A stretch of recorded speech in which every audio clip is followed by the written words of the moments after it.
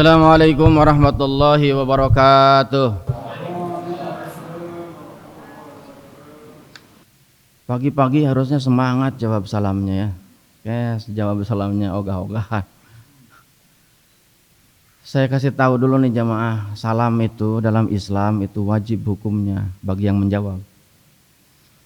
Dan salam itu diperintahkan oleh Rasulullah untuk ifsas salam bainakum. Sebarkanlah salam di antaramu dengan saudara-saudaramu. Dan kalau lihat redaksinya salam itu bukan seperti layaknya ucapan pada umumnya. Selamat pagi, selamat makan, selamat menempuh hidup baru, selamat ulang tahun dan segala macam. Karenanya pantas kalau kemudian saat ini umat Islam semakin lama semakin terpuruk.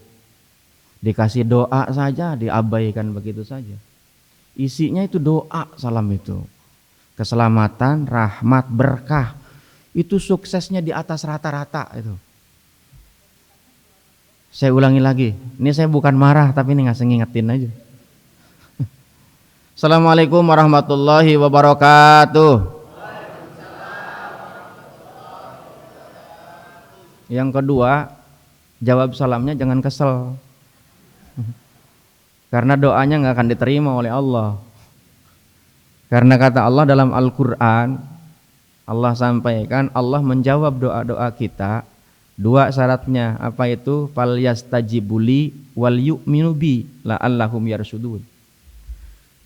Doa itu akan dijawab oleh Allah ketika kita satu, itu memenuhi kewajiban kita. Kewajiban kita apa? Ibadah. Ibadah yang diterima itu seperti apa? Harus ikhlas dasarnya. Wa ma umiru illa liya'budullaha mukhlishina lahuddin hunafa. Itu dasar Al-Quran. Maka kalau doa saja kemudian kita iringi dengan rasa kecewa, rasa marah, ya, apalagi iri dengki, ya, nggak akan diterima udah. Walaupun fasih bacaannya, makhraj dan tajwidnya bagus. Tapi kalau hatinya itu diisi dengan marah, merasa hebat, merasa luar biasa, udah lewat, ya. Jadi yang ketiga kali mudah-mudahan Allah terima. Assalamualaikum warahmatullahi wabarakatuh.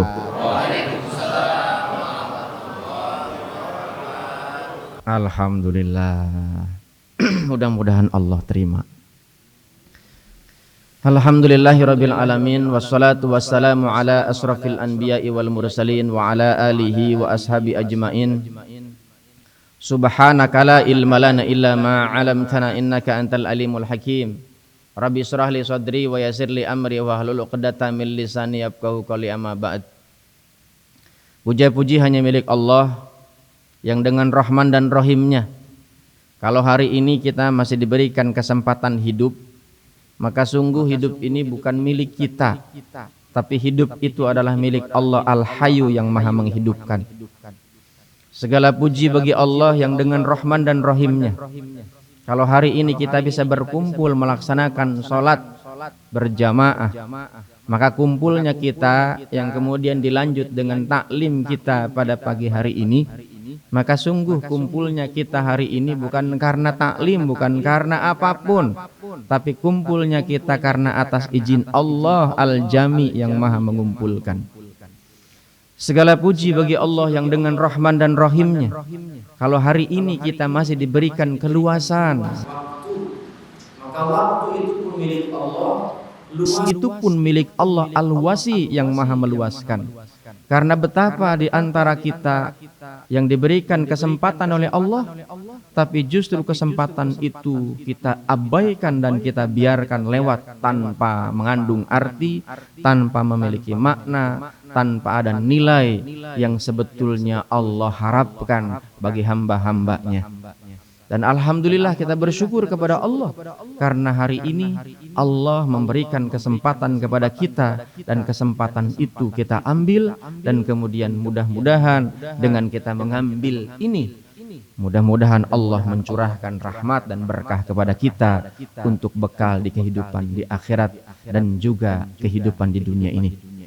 Tak lupa sebagai rasa syukur kita kepada Allah, kita harus dan senantiasa berterima kasih kepada orang yang paling sangat berjasa untuk kita mengenal tentang yang namanya kebaikan. Dan kebaikan itu hanya milik Allah. Al-haqqu mirabbika fala takunanna minal mumtarin. Siapakah perantara untuk kita mengenal Allah? Itulah baginda Rasulullah Muhammad sallallahu alaihi wasallam, sehingga ajaran itu sampai kepada kita. Walaupun kita bukan hidup di eranya, tapi kita hidup di saat ini, kita mengenal dengan Rasulullah dan pewaris-pewarisnya sudah diwariskan kepada para ulama, sehingga kita mampu mengenal Allah, mampu mengenal sosok beliau Rasulullah Muhammad sallallahu alaihi wasallam, dan kita pun harus berterima kasih kepada para ulama yang juga sudah mengantarkan kita untuk mengenal Allah dengan sebaik mungkin. Jemaah yang dimuliakan Allah Subhanahu wa taala, yang saya hormati para asatid, para huzaj, para kiai, para tokoh masyarakat, ibu-ibu jamaah. Mohon maaf saya tidak sebutkan satu persatu, namun tidak mengurangi rasa hormat kita. Di sini hadir ada guru kita Kiai Haji Abdul Razak. Ya, mudah-mudahan Allah sehatkan. Ada sahabat kita, Pak Haji Ahmad Adnan, ya, termasuk tokoh yang ada di sini, insyaallah. Mudah-mudahan beliau-beliau ini Allah panjangkan umurnya, Allah sehatkan, Allah jauhkan dari segala bala dan bencananya, insyaallah. Jemaah yang dimuliakan Allah Subhanahu wa taala, kita sepakat tadi dulu sampai jam berapa nih kajian kita? Sampai jam 10. Wah, ini kelamaan. Sampai jam 10. Saya ini kemarin tuh roadshow, itu ada beberapa tempat, maka suaranya agak sedikit batuk nih, serak ke daerah. Itu sampai luar biasa gitu kan antusiasmenya jamaah. Kemudian kemarin subuh sebelum saya jalan Jumat pagi itu di Masjid At-Taqwa itu ada subuh gabungan. Ya, itu pertama kali dibuat dengan Ustadz Endang Darwis, ya, dengan yang lainnya. Di sana itu namanya subuh kajian satu kelurahan dan juga subuh gabungan, namanya Petir, Pejaten Timur. Ya. Kayaknya kalau di sini juga kayaknya ada ya subuh gabungan ya. Insyaallah. Dan saya alhamdulillah juga rutin ngisi di Al Kausar. Terus ada di Tanjung Barat Mas. Kalau di perusahaan tuh ada di Antam juga, ada di PP. Dulu di Trubajurong ada masjidnya di dalamnya. Tapi kalau mungkin ingin lihat kajian saya, ada juga saya punya channel setelah pandemi. Saya ini sebetulnya nggak begitu suka gitu dengan medsos. Ya, medsos itu bahkan dari hasil riset Google, Indonesia ini adalah netizennya yang paling tidak sopan di seluruh dunia. Banyak hoax, banyak saling hujat, saling bantai. Apalagi sekarang yang lagi hit itu apa sekarang berita yang paling hit? Demokrat, gitu, yang saling membongkar tentang aib, masya Allah. Ngeri ngelihatnya. Makanya tema ini sengaja saya angkat. Untuk apa? Untuk mengantisipasi terhadap kondisi yang semakin hari semakin kita nih semakin lama semakin jauh dengan Allah. Bahkan Islam di era zamannya Soekarno di Indonesia itu umat Islam di Indonesia itu 99%. Begitu masuk di era Orde Baru, umat Islam itu turun jumlahnya menjadi 95%. 2012 itu hasil riset, umat Islam di Indonesia tinggal 85%. Saat ini saya nggak tahu berapa persen itu. Mungkin semakin lama semakin merosot. Ini live streaming ini, seluruh dunia, bahkan ini ada jamaah saya dari Malaysia, dari Singapura, itu sering kali lihat. Di jemaah yang dimuliakan Allah Subhanahu wa taala, kalau kemudian Seperti layaknya saat ini umat Islam menjadi bulan-bulanan. Belum lama ini kita ini kalau ada anak muda yang kemudian rajin ke masjid, kemudian dengan simbol pakai baju koko, pakai gamis, pakai jenggot, dianggapnya adalah good looking. Good looking tuh, Pak? Yang dilihatnya enak, yang kemudian itu disebarkan isu yang namanya radikalisme, kan? Dan kemudian itu memang cukup efektif bagaimana untuk meredam anak-anak muda rajin masuk ke masjid. Tapi alhamdulillah saat ini ketua Masjid Al-Murtadha itu anak muda namanya Pak Zulkarnain, ya. Dan saya lihat Masjid Al-Murtadha semakin lama semakin indah dan cantik, ya. Ya, Pak. Nah, anak muda itu ya memang kalau dikasih kesempatan dia bisa mengimprove gitu kan. Bisa melakukan inovasi-inovasi. Apalagi memang saat ini eranya era milenial. Teknologinya canggih gitu kan, semakin lama semakin luar biasa. Sekarang ini untuk bisa menjatuhkan orang sangat mudah. Dengan cara apa? Nggak usah pakai banyak cerita kemana-mana. Upload aja di medsos. Ya. Dan bahkan kita tidak melakukan apa-apa. Ini seorang kiai disandingkan dengan wanita cantik tanpa busana, itu sangat mudah dimasukkan ke medsos. Celakanya kita ini nggak pernah melakukan yang namanya cross check. Padahal Islam kalau ngikutin aturan syariat, kita ini nggak boleh langsung percaya. Harus melakukan yang namanya tabayun. Nah, jamaah yang dimuliakan Allah Subhanahu wa taala. Kenapa tema ini saya angkat? Banyak manusia di tengah kondisi seperti saat ini, tidak sedikit orang yang kemudian merasa putus harapan, putus asa. Sekarang saya ingin tanya kepada jamaah, sebelum masuk ke slide-slide berikutnya. Pernah gak ya dalam hidup Anda merasa lelah? Pernah ya? Kenapa tuh merasa lelah? Apa yang menjadi masalah? Tentang pekerjaan. Boleh kita dialog aja lah. Saya nggak mau ngajar, saya mau pengennya dialog aja. Kenapa? Pekerjaan. Pekerjaannya kenapa? Gajinya kecil gitu. Sama lagi. Yang membuat kita lelah dalam hidup ini. Karena baru duduk sudah dipanggil hayya 'alas shalah gitu ya.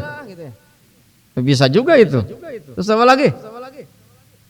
Ada orang yang gara-gara putus cinta lelah juga kan? Apalagi yang dikejarnya nggak jawab-jawab gitu loh. Udah ditembak malah ditolak.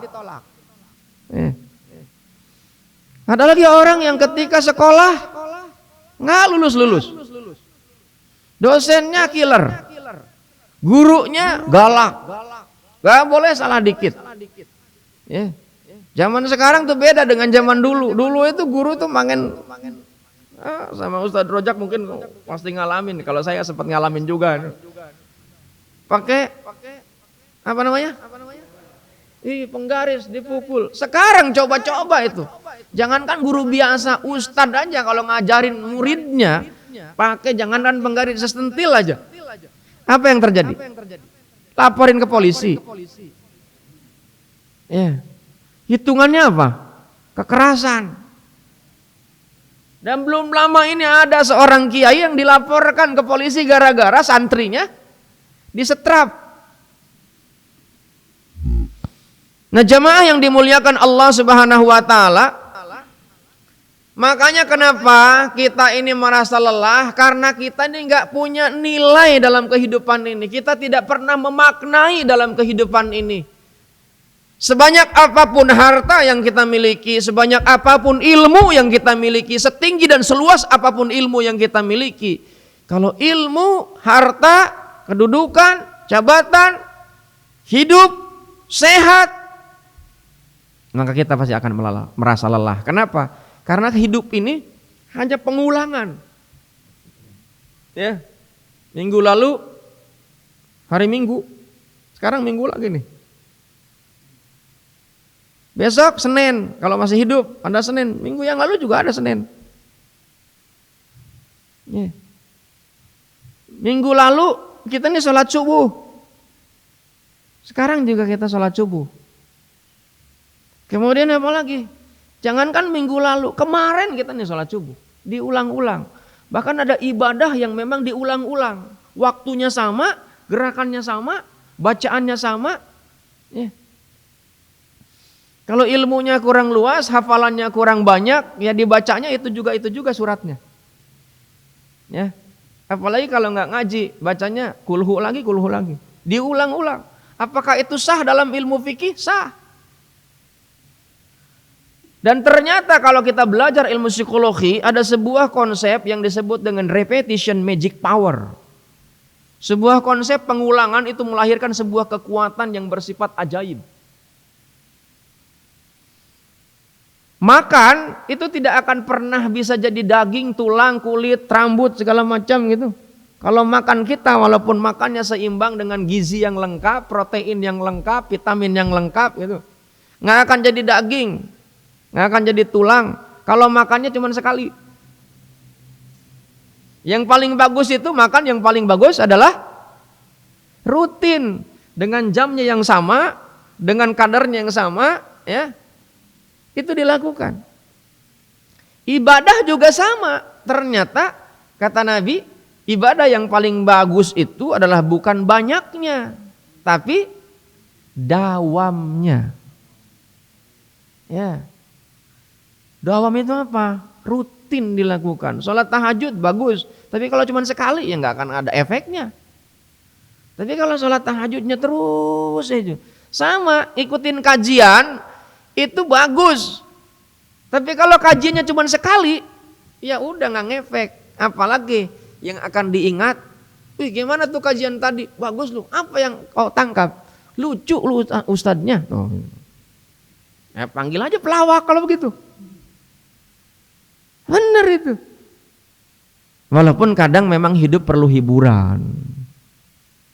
Baik jamaah yang dimuliakan Allah Subhanahu wa taala, maka ketika kita merasa lelah dengan kehidupan ini, maka itulah hati-hati Anda sudah masuk ke wilayah putus asa. Ya, Anda sudah masuk wilayah putus asa. Dan putus asa itu dalam syariat Islam itu hukumnya haram. Ya. Kalau haram berarti apa tuh? Kalau kita lakukan dosa. Ya. Kenapa haram? Dan biasanya kenapa putus asa seseorang itu?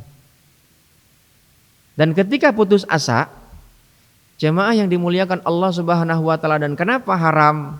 Ini Allah jawab di dalam Al-Qur'an. Apa itu?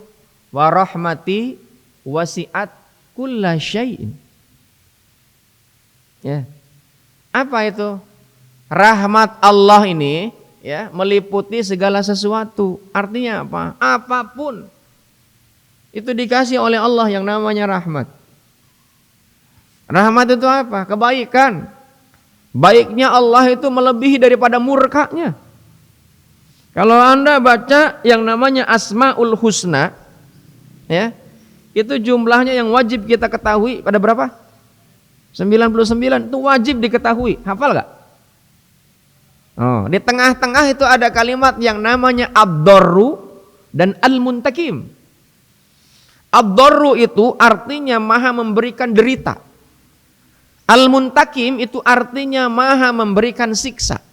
Itu dua-duanya mengerikan. Nah kalau kemudian kita lihat tentang itu, saya kasih analogi tentang seorang ibu. Ibu ini oleh Allah dianugerahi yang namanya rahim. Betul gak? Rahim itu apa? Rahim itu apa? Tempat bersemayamnya anak, tempat tinggalnya anak, dan dilahirkan di situ wasilahnya Allah melahirkan seorang manusia. Rahim itu adalah kalau diterjemahkan dalam bahasa Arab artinya kasih sayang. Di dalam hadis qudsi itu ada kalimat Allahur Rahman, Allahu Rahim. Wa saqqaqtu laha min kulli itsmi. Allah ini sejatinya itu Ar-Rahman Ar-Rahim. Allah itu memang maha pengasih lagi maha penyayang. Kenapa itu ada ad-darru al-muntakim? Itulah wujud kasih sayang. Dan kasih sayang itu maka Allah ciptakan surga dan neraka. Kenapa Allah ciptakan neraka? Bukan ingin Allah manusia masuk ke dalam neraka, tapi Allah ingin manusia masuk ke dalam surga. Kasih sayangnya. Apa buktinya Allah ingin manusia masuk surga? Maka Allah utus manusia pilihan namanya Rasulullah Sallallahu Alaihi Wasallam. Lihat ngebimbing itu Rasulullah. Bukan saja Rasulullah yang diutus oleh Allah, tapi juga panduannya, yaitu kitab suci, namanya Al-Quran. Dan Al-Quran ini sebetulnya bukan dikhususkan bagi umat Islam, tapi Al-Quran ini diturunkan untuk manusia. Apa dasarnya? Syahrul Ramadan alladzi unzila fihil Quran hudan linnas. Bukan hudan lil muslimin, tapi petunjuk bagi manusia. Manusia yang mengikuti aturan ngikutin Rasul dengan segala perilaku yang dilakukan oleh Rasul namanya sunnah. Ya. Kemudian ngikutin sunnahnya karena apa yang diajarkan Rasulullah dengan kitabnya. Maka orang itu yang disebut dengan orang yang selamat. Ajaran syariatnya namanya Islam. Nah, sebab itulah jamaah yang dimuliakan Allah Subhanahu wa taala, ketika kita putus asa, ya, apa yang biasanya kita lakukan? Ketika kita putus asa, kamu sedih, kecewa, putus asa, nestapa, ya. Apa yang dilakukan biasanya? Yo. Biasanya apa yang dilakukan? Pengalaman aja lah yang kita alami lah. Mewek. Ya, nangis, ya. Itu masih mending lah nangis. Apa yang pada umumnya orang yang paling berat apa? Biasanya. Kalau orang kecewa. Sedih. Ya ini kan ketika kamu sedih, kecewa, putus asa, apa yang dilakukan?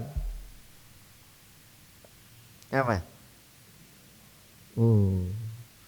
Orang bahkan itu bisa stres, depresi, tertekan.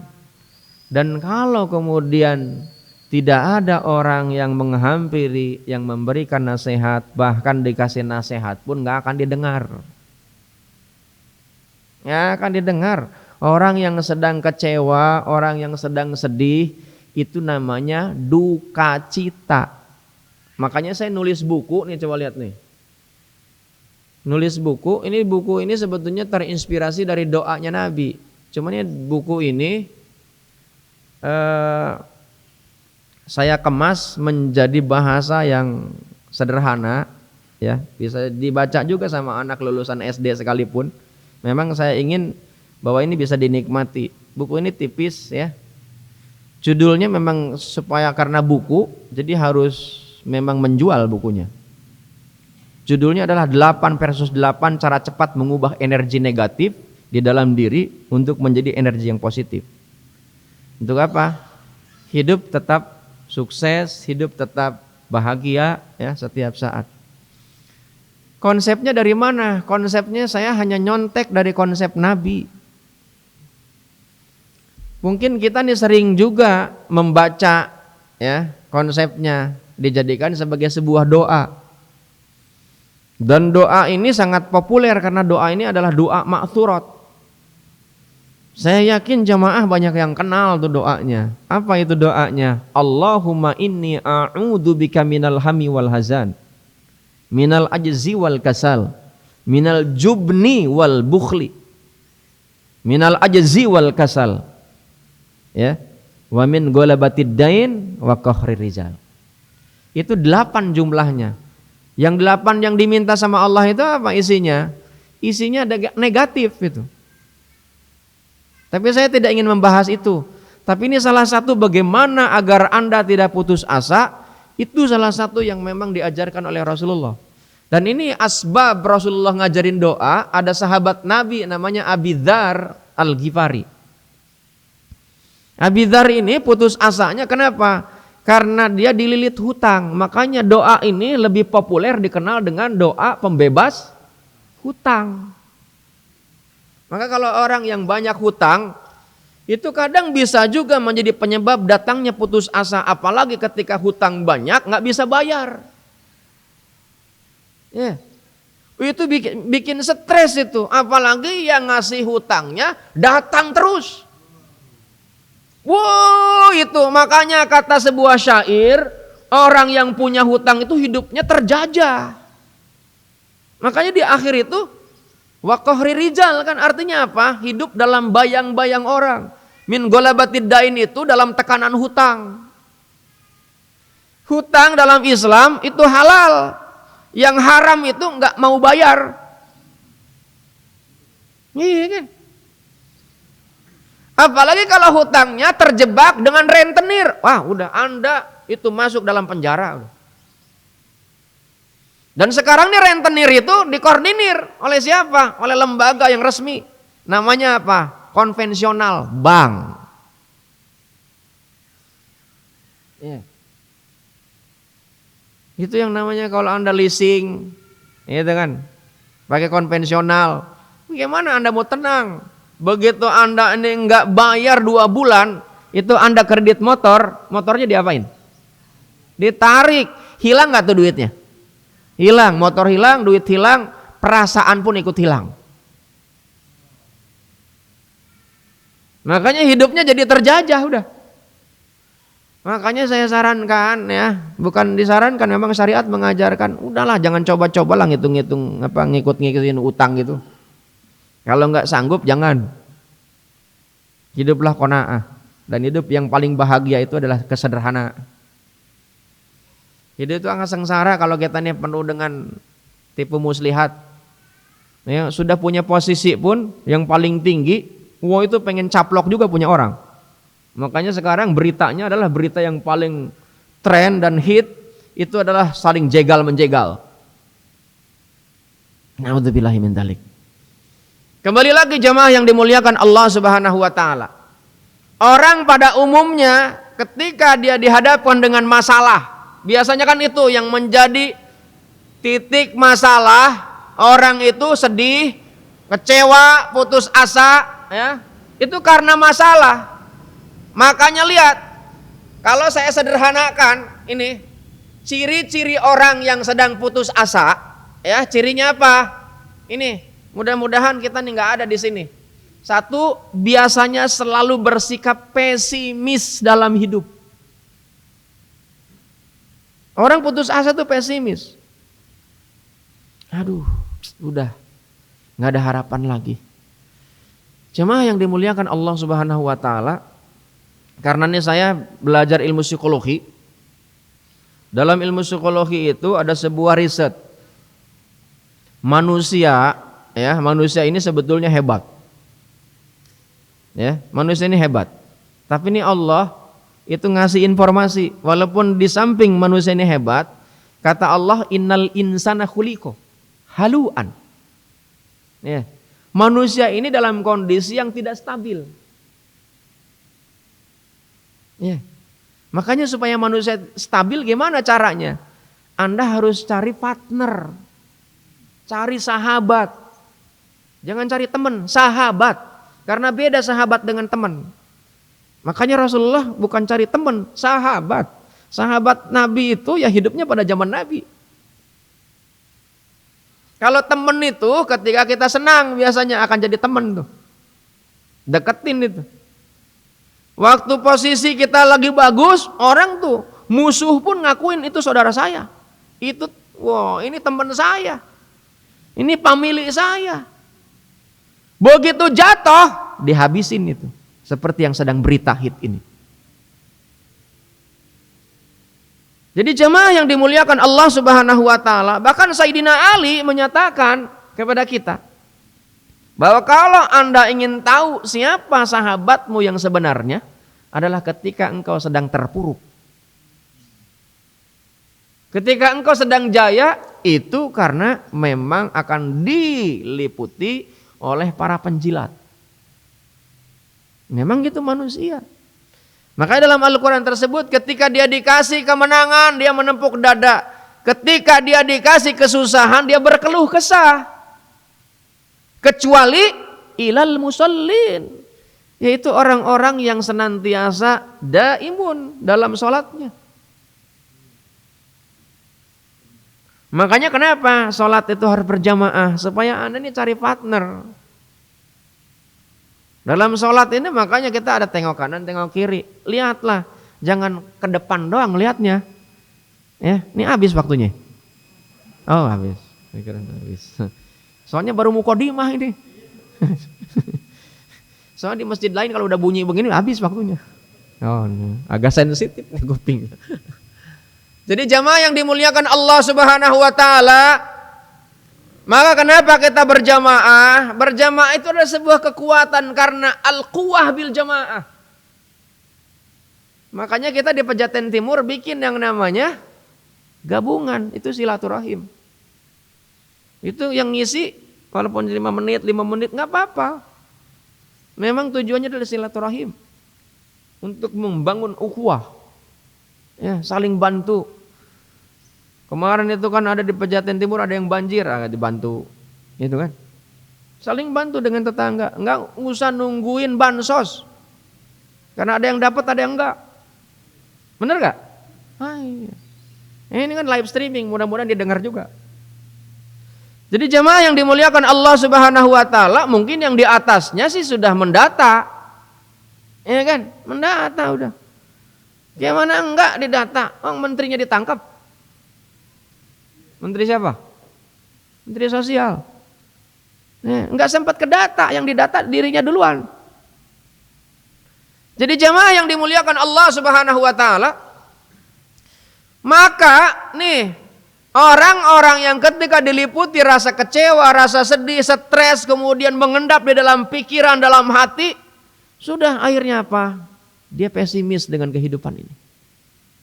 Seperti saat ini. Kita ini sedang diliputi rasa ketakutan. Semuanya mulut aja ditutup. Oleh apa? Masker. Sholat aja dia apa? Ditandain.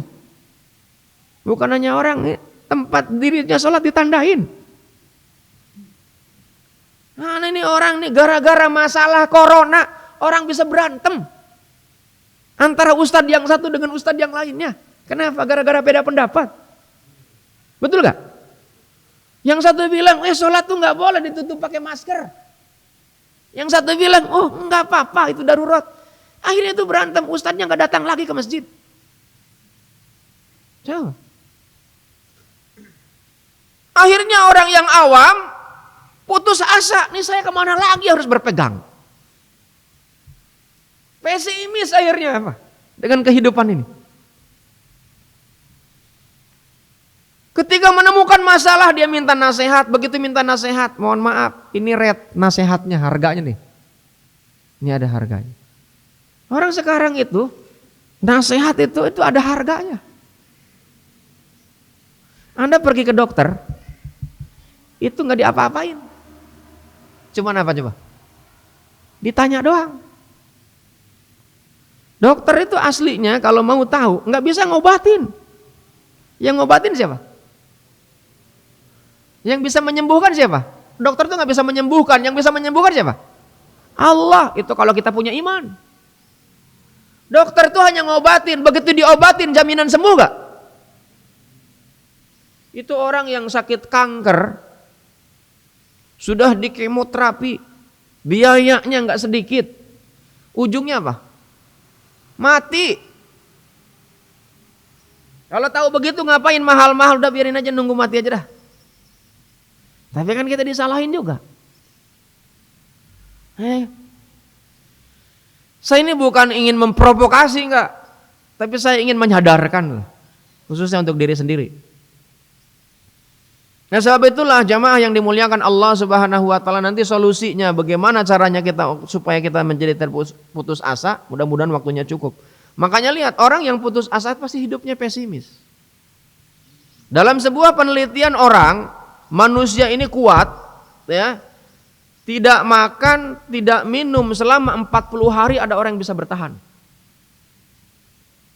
Enggak makan, enggak minum selama 40 hari, 40 malam. Bahkan bukan lagi 40 hari, 40 malam juga. Itu ada yang bisa bertahan loh. Enggak mati. Ada manusia bisa menahan untuk tidak bernapas 8 menit. Itu ada yang bisa nahan napas. Mungkin kita nih kalau nggak biasa terlatih, nahan napas sebentar aja udah pengap. Ada yang bisa bertahan. Tapi manusia tidak akan bisa bertahan dalam 1 detik saja ketika Anda tidak punya harapan dalam hidup. Makanya kenapa oleh Allah ini betul-betul langsung haram, dosa orang yang putus asa. Ya. Yang kedua, cirinya orang yang putus asa itu dia tidak ingin bangkit dan malas-malasan setelah mengalami kegagalan. Dan cenderung dia menyalahkan orang gitu biasanya. Panik, gitu kan? Orang aja boleh panik itu. Kalau dalam kondisi kayak begini kan corona, seolah-olah dirinya yang paling menderita. Saya ini perusahaan saya tutup, saya ini kerja di PHK. Padahal banyak juga yang lain di PHK. Seolah-olah hanya dirinya yang paling menderita. Ini bukan hanya Indonesia, seluruh dunia seolah-olah kompak gitu bahwa corona masuk ke semua negara. Kenapa bisa kompak? Sebetulnya bukan coronanya, karena dari zaman dulu yang namanya virus sudah ada. Kenapa itu bisa kompak? Sekarang ini disatukan oleh apa? Media. Gara-gara kita media, ini kita nih dalam kondisi horor nih. Betul gak? Horor nih kita nih. Setiap saat nih ketar-ketir. Bahkan ketemu orang aja sekarang, kalau dulu orang itu yang namanya mohon maaf kentut dianggap tidak sopan. Apalagi sampai bunyi. Apalagi bunyinya kenceng. Nah udah, gak sopan aja udah. Sekarang orang itu akan marah ketika bersin sembarangan. Betul gak? Padahal itu anugerah bersin itu.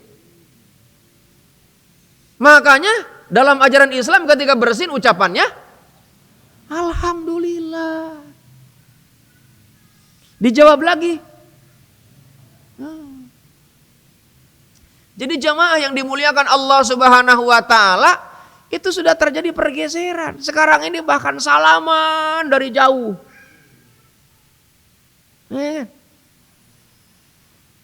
Cium tangan apalagi? Apalagi jangankan cium tangan, yang lebih parah lagi kalau sambil pelukan. Sudah mengerikan aja.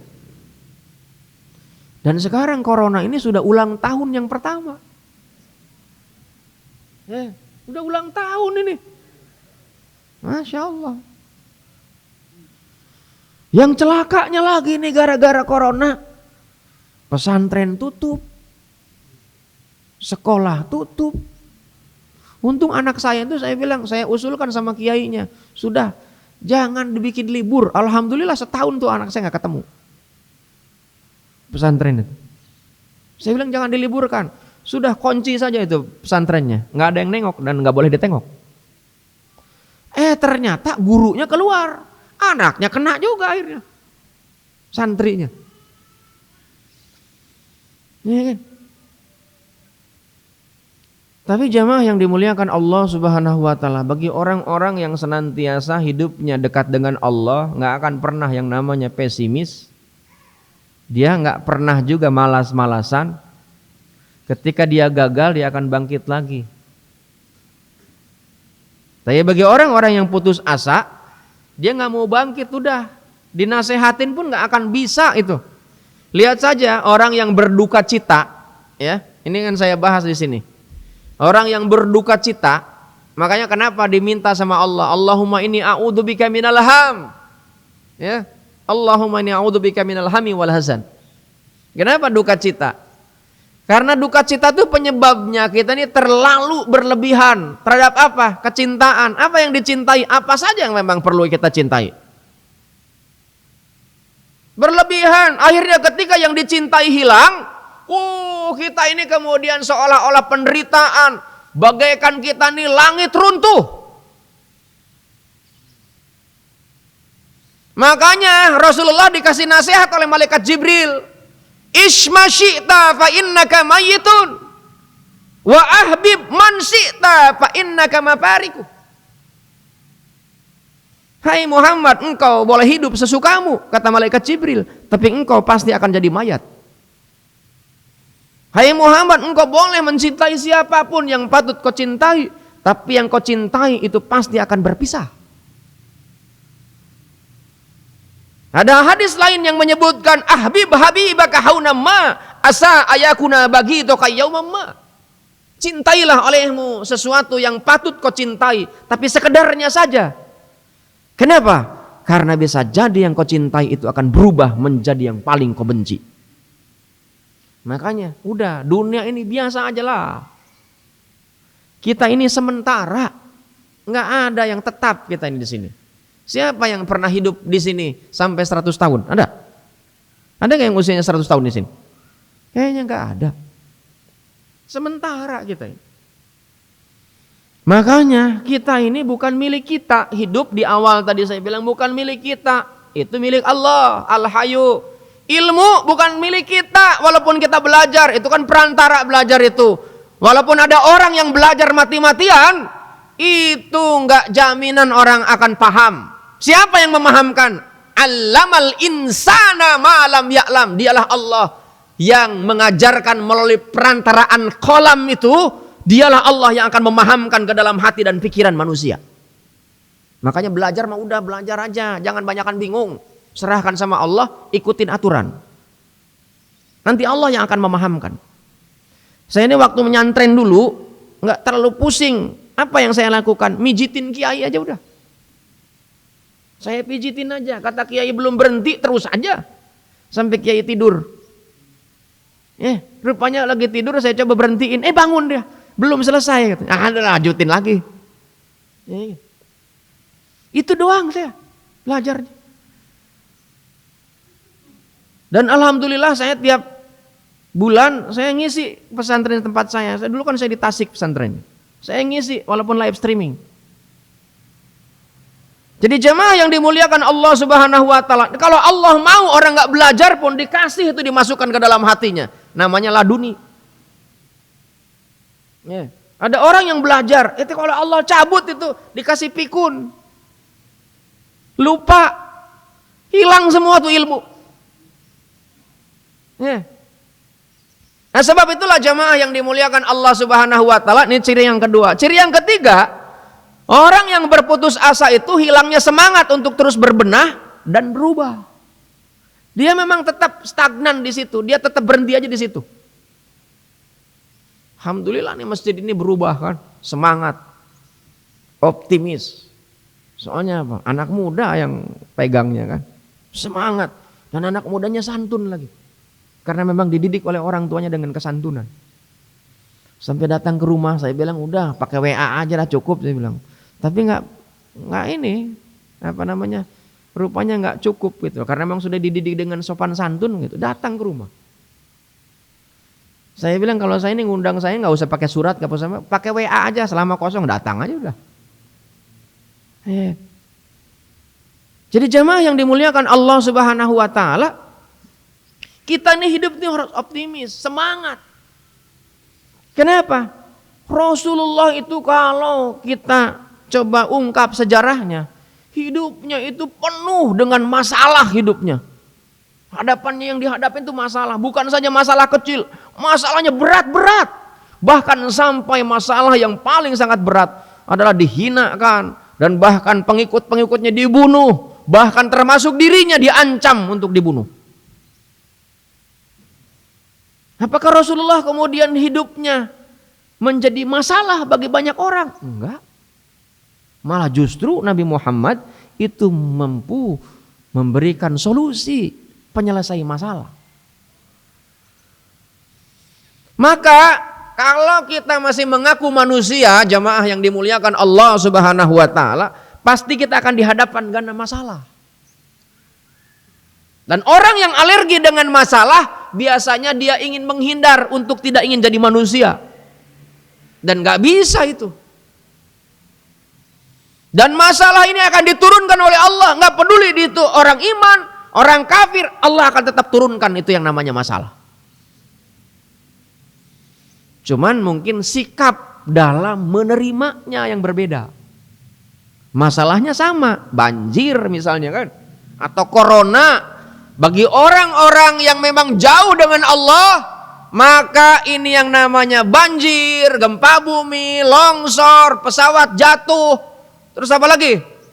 Korupsi, orang-orang yang korupsi gitu kan, PHK, maka mereka pasti akan mengeluh kemana-mana. Bahkan yang lebih parah, menyalahkan Tuhan Allah Subhanahu wa taala. Singkat, yang keempat, selalu berburuk sangka terhadap rencana Allah. Musibah ini jamaah yang dimuliakan Allah, itu adalah rencana Allah. Buka Al-Quran surat At-Taghabun ayat 11. Apa itu? Ma asabathum min musibah ila biidnillah wa may yu'min billah yahdi qalbahu. Bahwa yang namanya masalah itu turun karena atas izin Allah. Kalau Allah nggak izinkan itu nggak akan bisa.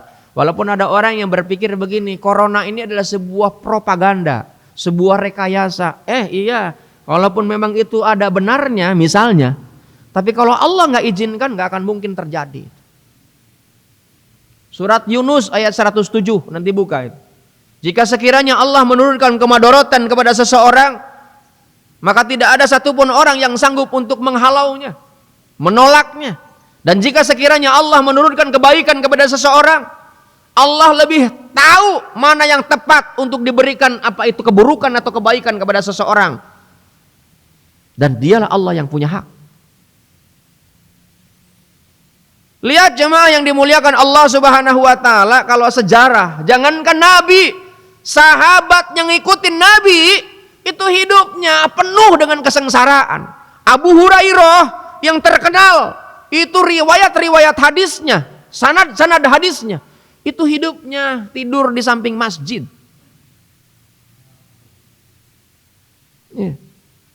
Pakaiannya enggak seperti keren-keren begini. Makanya ada kelompok tertentu hidup dia enggak mau dia memperlihatkan dengan bergelimang harta gitu, enggak mau. Kan sahabat Nabi itu yang kaya itu yang kita kenal ada Abdurrahman bin Auf, Utsman bin Affan, ya. Yang lain-lainnya tuh bahkan yang Khalifah Abu Bakar, ya, Umar bin Khattab itu pakaiannya penuh dengan tambalan. Padahal itu panglima tertinggi, raja tertinggi gitu kan, khalifah kan. Nggak ada pengawal, pasukan pengawal nggak ada itu. Apalagi pakai sirine, pakai motor pengawal gitu, nggak ada itu, nggak ada. Maka sampai-sampai itu ada ketika ada kerajaan dari luar datang ke sana karena keterkenalannya. Sayyidina Umar bin Khattab itu kan ekspansi kan, apa ekspansi itu meluaskan wilayah dan itu nggak ada yang berani itu. Saking ada sebuah ungkapan, setan saja itu kalau ngelihat Umar bin Khattab itu lari karena saking takutnya. Tapi itu dia ya udah tiduran di bawah pohon korma gitu kan, tanpa pengawal, pakaiannya penuh dengan tambalan, disangkanya itu pengemis. Gimana? Nabi itu bukan miskin, kaya. Bukti kekayaannya Nabi itu apa? Ketika nikah dengan Siti Khadijah, ya, itu maharnya 60 ekor unta. Unta itu kendaraan yang paling sangat elit. Sampai saat ini paling mahal. Kurban itu kan urutan pertama unta. Kedua sapi kerbau. Ya, 3 kambing. Itu 60 ekor unta, bayangkan. Kalau kita ini kebanyakan seperangkat alat sholat, itu pun nanti nggak tunai. Ya kan? Bukan nggak sah dalam ilmu fikih, ya sah-sah saja kalau istrinya redo, itu kan. Nabi itu kaya, tapi kekayaannya bukan untuk diri, tapi untuk umat. Nah, sebab itulah jamaah yang dimuliakan Allah Subhanahu wa taala, jangan kita nih pernah berburuk sangka, karena Allah itu Maha Rahman Maha Rahim. Kalau hari ini kita nih diberikan saat ini masalah, baca Al-Quran surat Al-Baqarah, Allah menyampaikan wa asa an takrahu syai'an wa huwa khairul lakum wa asa an tuhibu syai'an wa huwa sarul lakum wallahu ya'lamun wa antum la ta'lamun. Boleh jadi yang kelihatannya buruk untukmu di hadapan Allah itu baik untukmu,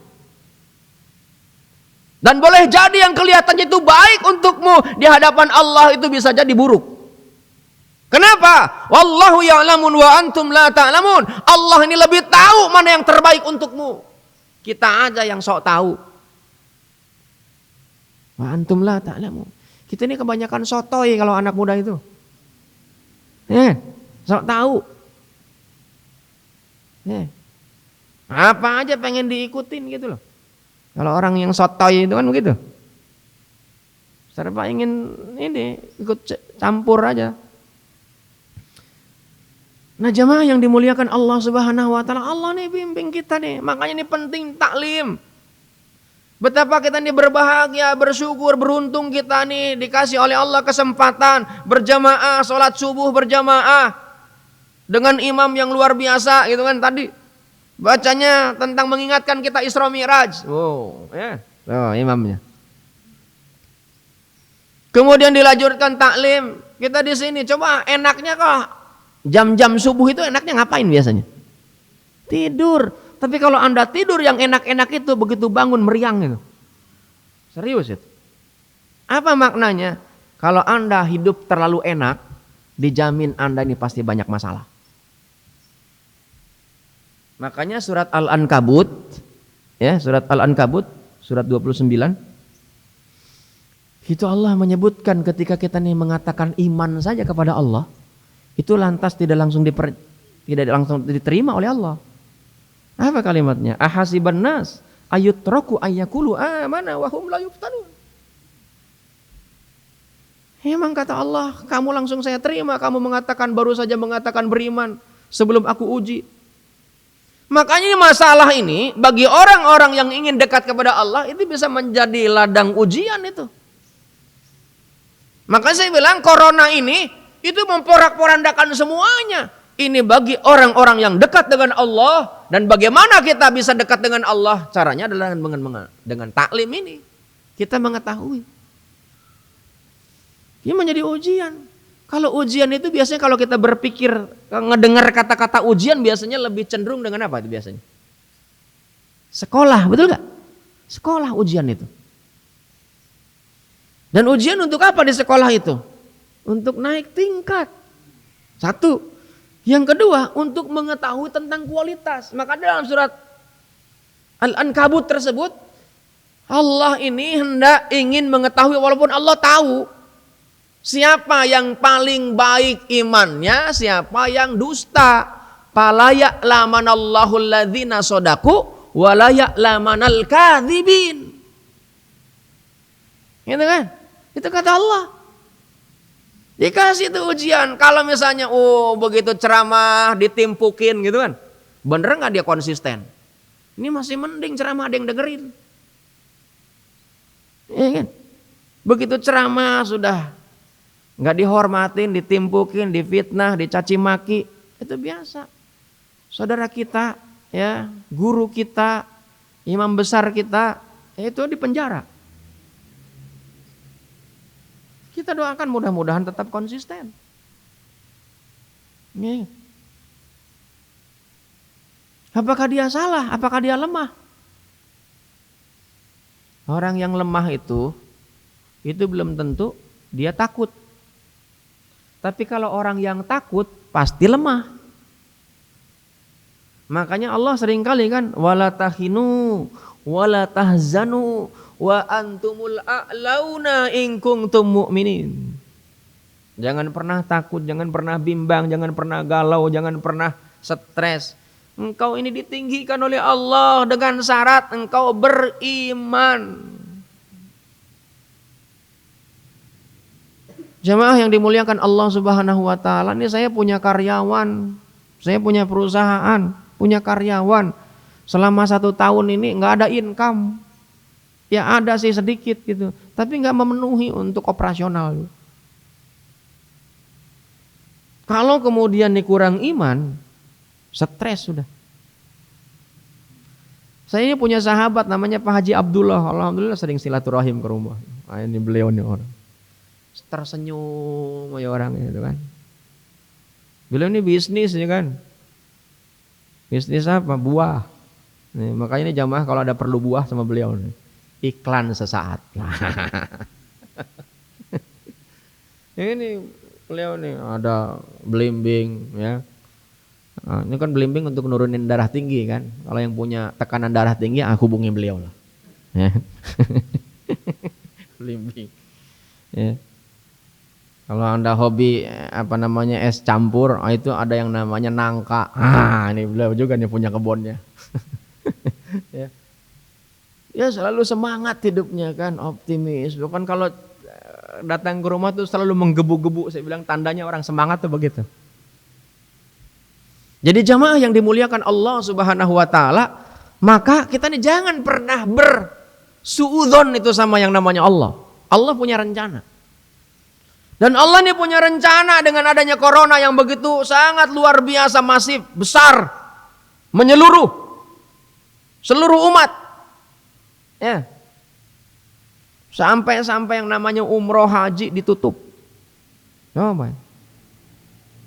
Mungkin dulu pernah, tapi kan nggak ngalamin kita nih. Baru kali ini kan. Itu lembaga-lembaga travel itu banyak yang tutup. Lembaga-lembaga travel banyak yang tutup. Kebetulan saya ini kenal dengan pengurus Ampuri kan. Ampuri itu kan asosiasi penyelenggara umroh dan haji. Jadi jamaah yang dimuliakan Allah Subhanahu wa taala, biarkan saja memang Allah yang punya rencana, jangan ikut-ikutan karena Allah Maha tahu, jangan sok tahu kita ini. Ya. Sudah serahkan. Makanya surat At-Taghabun itu wa may yu'min billah yahdi qalbahu. Orang yang beriman terhadap bahwa masalah itu datang dari Allah, rencana Allah, maka Allah nanti akan kasih itu petunjuk ke dalam hatinya. Akhirnya apa? Oh, dikasih oleh Allah jalan keluar. Ini jalan keluarnya begini. Tapi kalau mengandalkan logika, otak, udah corona mah gampang. Kenapa? Sekarang kan teknologi canggih. Kalau bukan karena Allah, itu yang namanya ahli medis harusnya nggak mati. Betul gak? Udah pakai pakaian yang pakai ditutup lagi seluruh tubuhnya, APD itu. Kepalanya ditutup pakai kantong kresek lagi. Tapi malah mati duluan dia. Sebab itulah jamaah yang dimuliakan Allah Subhanahu wa taala, sudahlah, enggak usah kita ikut-ikutan. Rencana Allah udah kita serahkan sama Allah. Kan rukun iman itu ada berapa? Ada berapa? Ada 6. Yang ke-6 itu apa? Kita ini mengimani tentang takdir baik, takdir buruk.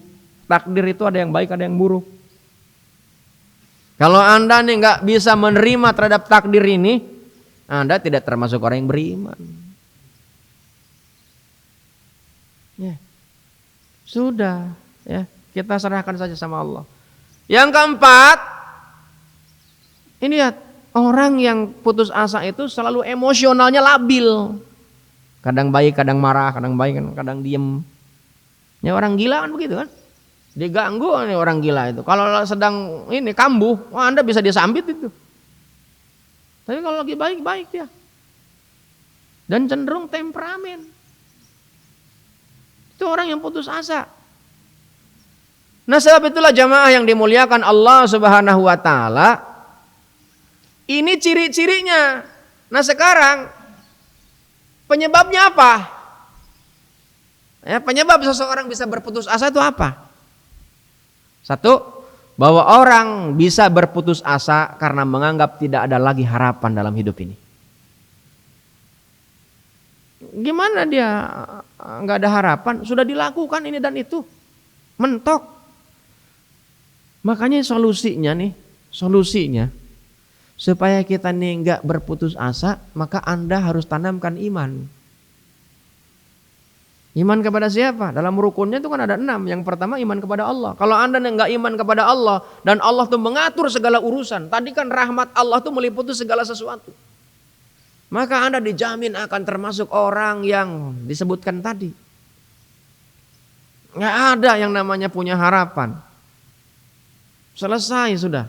Makanya lihat, ada sebuah obat yang diajarkan oleh Rasulullah ketika kita sudah berikhtiar semaksimal mungkin, dan kita yang berhasil dengan apa yang sudah kita lakukan, ini sudah dilakukan, ini sudah dilakukan, ini sudah dicoba, ini sudah dilakukan, segala macam sudahlah. Menurut logika kita, ini katanya udah maksimal, tapi nggak berhasil. Biasanya orang akan putus asa. Tapi bagi orang-orang yang beriman, apa yang dia akan katakan? Apa yang dia akan katakan? Dia akan berdoa kepada Allah, la haula wala quwata illa billah. Ya Allah, tidak ada daya dan kekuatan karena Engkau yang memberi kekuatan. Itu pula yang Allah simbolkan dalam sebuah prosesi umroh dan haji. Siapa itu yang melakukan ikhtiar yang begitu maksimal? Siti Hajar itu adalah seorang wanita. Masalahnya apa? Anaknya nangis, bekal sudah nggak ada, air nggak ada, anak nangis, dan menurut pemikirannya ini anak kehausan. Apa yang dilakukan oleh Siti Hajar? Logikanya dia berpikir harus cari air. Ketika cari air apa yang dia lakukan? Dia lari kemana? Sofa. Nggak ada. Kayaknya sebelah sana tuh ada nih. Lari lagi. Marwah. Dan kalau orang yang pernah pergi umroh atau haji, itu sofa Marwah itu cukup lumayan jauh. Dan itu Siti Hajar berapa kali? 7 kali.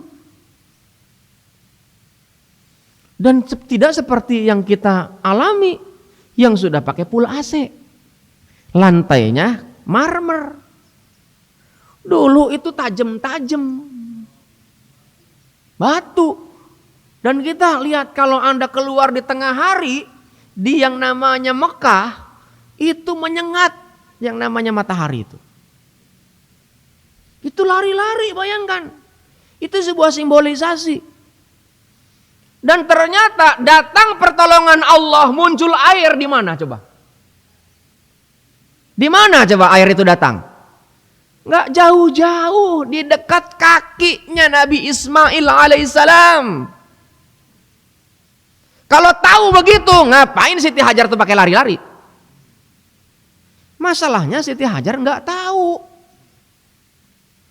Dan Siti Hajar pertama kali itu pakai otaknya, pakai logikanya, pakai akalnya, bahwa orang yang haus itu perlu air.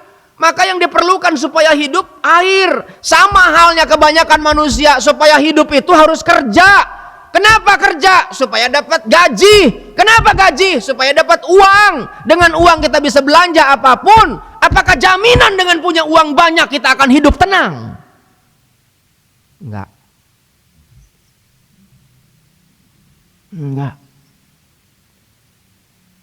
Siti Hajar itu lari-lari. Makanya disimbolkan oleh Allah, contohnya bukan laki-laki, wanita.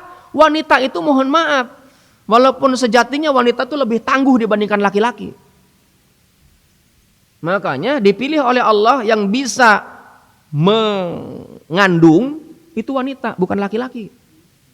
Coba kalau yang mengandung laki-laki, ya kan, hamil nggak lahir-lahir kan? Hamil bisa, tapi nggak lahir-lahir. Tapi itu duduk aja udah susah. Mohon maaf itu yang agak kegedean badannya. Ya kan? Perutnya hamil tapi nggak lahir-lahir. Perempuan itu bukan sehari 2 hari, sebulan. Pas sebulan, 9 bulan. Sebulan. 9 bulan itu. Dan itu ketika sudah lahir pertama pengen lagi. Coba bayangkan, bener gak Bu? Iya, pengen lagi. Nggak dendam itu kan sama suaminya yang sudah bikin perutnya melendung itu. Dia pengen lagi. Ini udah habis waktunya. Ini sudah dirapi-rapi soalnya. Oh, memorinya. Sekarang udah habis waktunya. Nih Pak Zulkarnain sampai jam berapa ini? Oh, 2 menit lagi ya. 2 menit lagi. Yang kedua, saya ini baru mukadimah ini.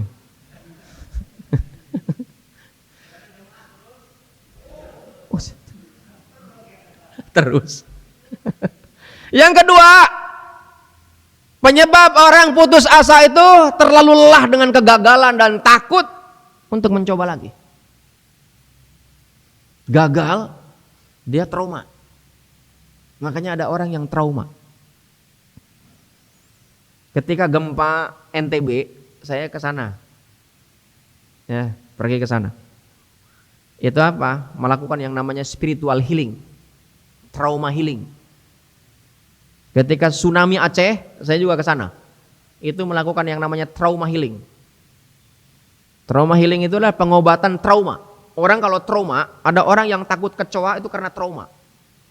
Itu bisa hilang. Sebenarnya ada sebuah strateginya, kalau saya punya pelatihan sebetulnya. Itu menghilangkan yang namanya trauma. Ada caranya. Walaupun dikasih tahu, itu tetap aja takut. Ada orang yang bahkan ada lari-lari itu ngelihat rambutan aja bisa lari. Kenapa? Karena trauma. Padahal mungkin bagi orang yang lain biasa aja. Nah, sebab itulah sama dengan kegagalan ada orang yang trauma. Dan ketika orang yang trauma terhadap kegagalan itu cirinya orang yang putus asa menjadi penyebab putus asa.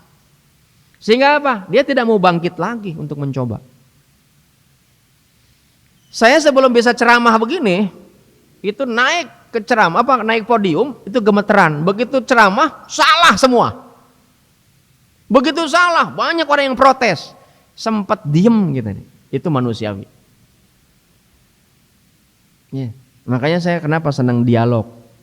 Kenapa saya senang ngajar. Karena akan tahu tentang kualitas kita. Kalau ada yang salah, saya senang. Ya kan? Ketika ada orang yang nyalahin gitu, saya senang. Kenapa? Nggak mungkin orang akan menyalahkan saya kalau ilmunya itu di bawah saya. Pasti lebih tinggi. Dan pasti dia akan ngasih tahu. Yang benar begini, Pak. Saya bilang terima kasih. Maka jangan pernah alergi. Maka setelah itu saya itu pun dikasih tahu sama guru saya. Nggak usah takut. Niatkan saja karena Allah.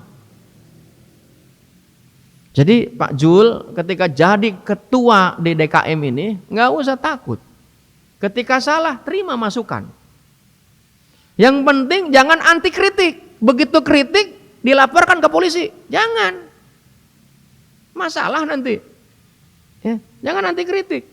Terima itu masukan. Kenapa? Kita ini punya keterbatasan. Manusia ini tempatnya lupa dan alfa. Manusia ini bodoh aslinya. Saya bisa menyampaikan ini hanya bidang ini. Bidang yang lainnya belum tentu. Nanyain bagaimana caranya belimbing bisa besar, itu sama Pak Haji Abdullah. Ya kan? Nggak tahu saya. Kalau nanyain tentang konsep SDM, saya ini guru besarnya bidang SDM memang. Itu saya insya Allah tahu lah. Walaupun nggak tahu semuanya. Kenapa? Karena wama utitu minal ilmi ila qalila. Ilmunya manusia itu yang diberikan oleh Allah itu hanya sedikit. Nggak ada apa-apanya. Yang sedikit itu marilah kita sinergikan, kita satukan, kita saling isi, saling menguatkan, bukan saling menjatuhkan. Kalau kita anti kritik ya udah lemah. Makanya watawasau bil haq, watawasau bis sabr. Itu namanya saling. Kalau namanya saling itu nggak ada yang lebih. Posisinya sama. Saya ini kan duduk di sini bukan merasa lebih, enggak. Karena diminta saja sama ketua DKM di sini. Saya malu juga nih ada guru kita sebetulnya.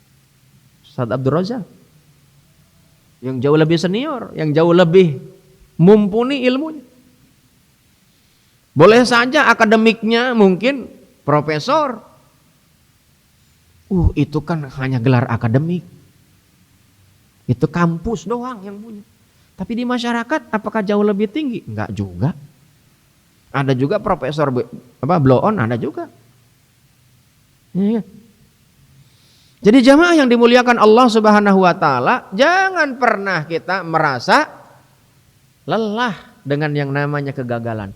Yang ketiga, saya selesai gini dulu ya. Menganggap diri tidak berguna, hina.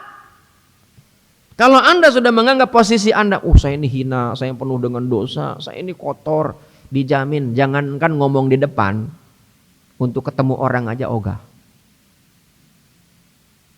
Ya. Makanya nanti sedikit aja saya sampaikan tentang ayat. Yang keempat, saya singkat-singkat aja lah waktunya. Merasa sudah tidak ada lagi jalan keluar. Ya. Kemudian yang kelima, sensitif dengan omongan orang. Ada orang yang bunuh diri gara-gara netizen. Dikomentari di medsos kan.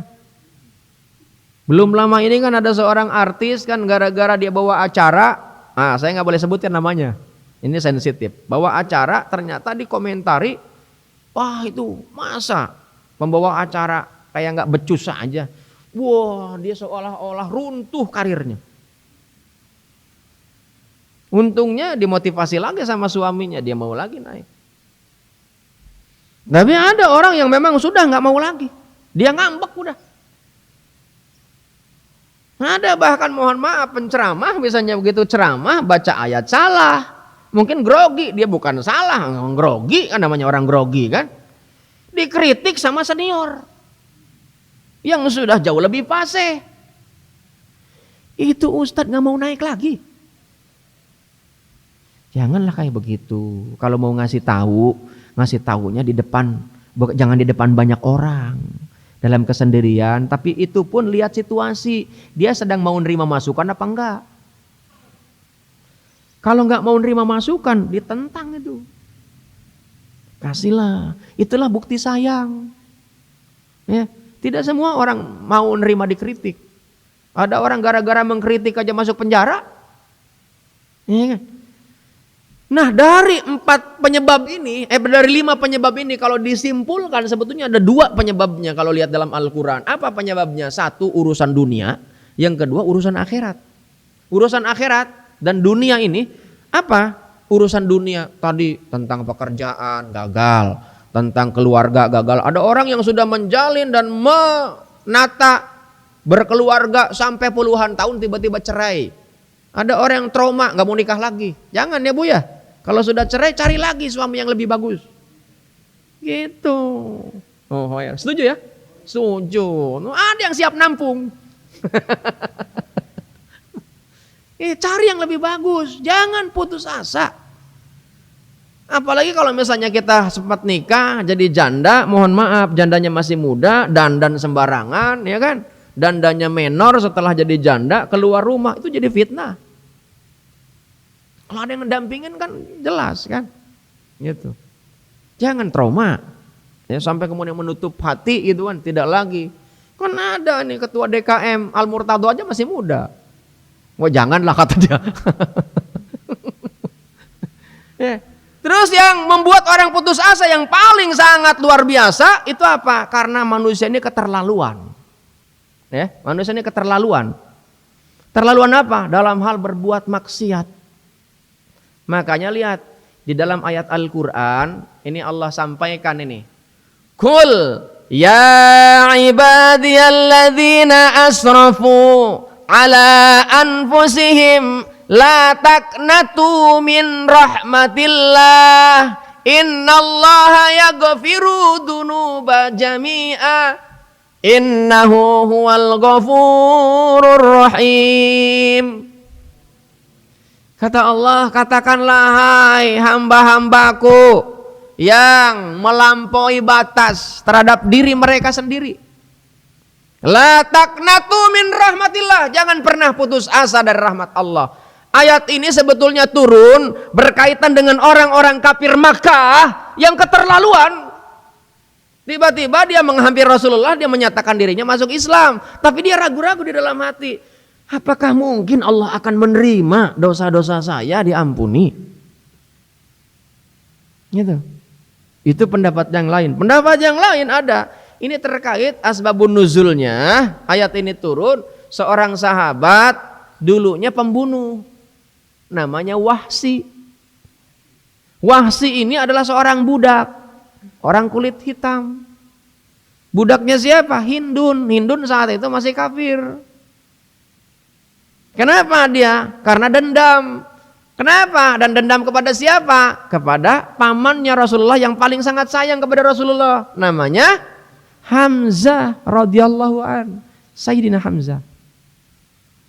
Dan itu gugur memang. Itu berhasil budak itu membunuh dengan menombak, dadanya tembus sampai ke belakang. Itu Wahsy. Dan memang hanya dimerdekakan. Tapi ketika merdeka, hidupnya nggak tenang, gelisah. Islam semakin pesat itu saat itu. Akhirnya disarankan oleh sahabat-sahabat Nabi, udah masuk Islam aja. Nah dia nggak mau, dia karena takut. Akhirnya memang dia didesak menghampiri Rasulullah. Ketika menghampiri Rasulullah dia bilang, mungkinkah aku diampuni oleh Allah? Sementara engkau seringkali menyampaikan bahwa orang pembunuh, pezina, pelaku maksiat itu akan dihinakan oleh Allah di dunia dan di akhirat dan bahkan dikemasukkan dalam neraka selama-lamanya. Gimana enggak putus asa itu? Dia pembunuh. Ya kan? Tapi jamaah yang dimuliakan oleh Allah Subhanahu wa taala, oleh Nabi dijawab dengan ayat Al-Qur'an. Surat Maryam, surat 19 ayat 60. Kata Allah di dalam Al-Qur'an surat Maryam ayat ke-60 ini, kecuali orang-orang yang bertobat, beriman, mengerjakan kebajikan, maka mereka itu akan masuk surga dan tidak dizolim sedikit pun. Terus lagi nggak cukup, turun lagi ayat. Surat apa? Al-Furqan, surat ke-25 ayat 70. Kecuali orang-orang yang bertobat dan beriman, mengerjakan kebajikan, maka kejahatan mereka diganti oleh Allah dengan kebajikan. Itu Allah turunkan, itu dijawab oleh Allah. Ketika kita tobat, Allah akan ampuni itu. Tapi ini Wahsy masih ragu, saya terlalu berat untuk bisa menjalankan. Allah itu begitulah maha sangat penyayang, maha pengasih dan penyayang. Turun oleh Allah surat apa? Surat keempat, surat An-Nisa ayat 48. Kecuali musyrik, Anda akan diampuni itu dosa-dosanya, kecuali musyrik. Kalau Anda punya musyrik, udah nggak akan diampuni. Maka selama kita tidak musyrik, akan diampuni oleh Allah Subhanahu wa taala. Makanya tadi solusinya Anda iman, jauhi yang namanya kemusyrikan, bertobat kepada Allah, maka Allah akan turunkan yang namanya bantuan dan ampunan. Gitu. Ya. Kayaknya cukup aja dah. Ada yang mau ditanyain nggak? Karena nanti mudah-mudahan sih kalau bisa, ini masih panjang sebenarnya, mudah-mudahan kalau diizinkan masih kita isi lagi.